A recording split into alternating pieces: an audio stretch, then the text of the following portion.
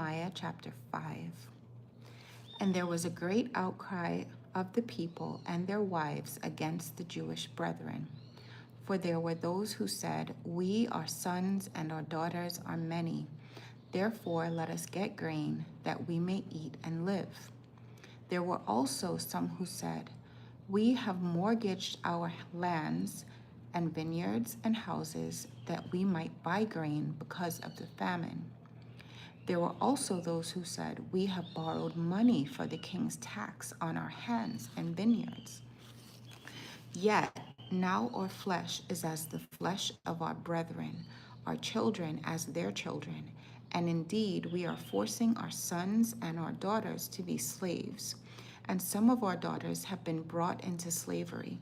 It is not in our power to redeem them, for other men have our lands and vineyards."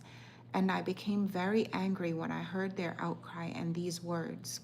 After serious thought, I rebuked the nobles and rulers and said to them, "Each of you is exacting usury from his brother." So I called a great assembly against them. And I said to them, "According to our ability, we have redeemed our Jewish brethren who were sold to the nations. Now indeed, will you even sell your brethren? Or should they be sold to us?" Then they were silenced and found nothing to say. Then I said, What you are doing is not good. Should you not walk in the fear of our God because of the reproach of the nations, our enemies? I also, with my brethren and my servants, am lending them money and grain. Please let us stop this usury.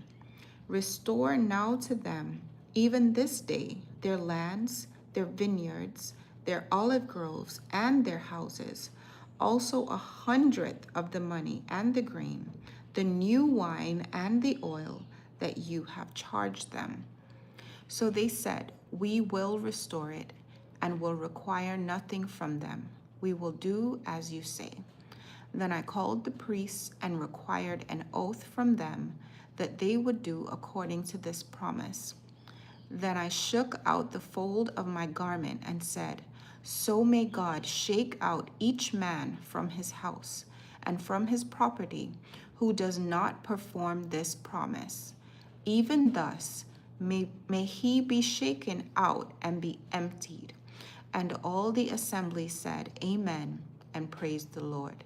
Then the people did according to this promise.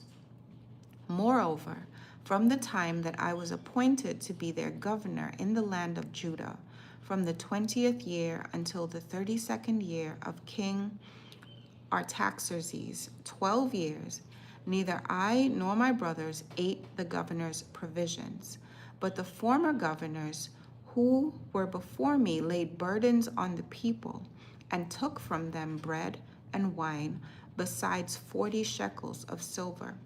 Yes, even their servants bore rule over the people, but I did not do so because of the fear of God. Indeed, I also continued the work on this wall, and we did not buy any land. All my servants were gathered there for the work, and at my table were 150 Jews and rulers, besides those who came to us from the nations around us. Now that which was prepared daily was 1 ox and 6 choice sheep. Also fowl were prepared for me, and once every 10 days an abundance of all kinds of wine. Yet in spite of this, I did not demand the governor's provisions, because the bondage was heavy on this people. Remember me, my God, for good, according to all that I have done for this people. Nehemiah chapter 5.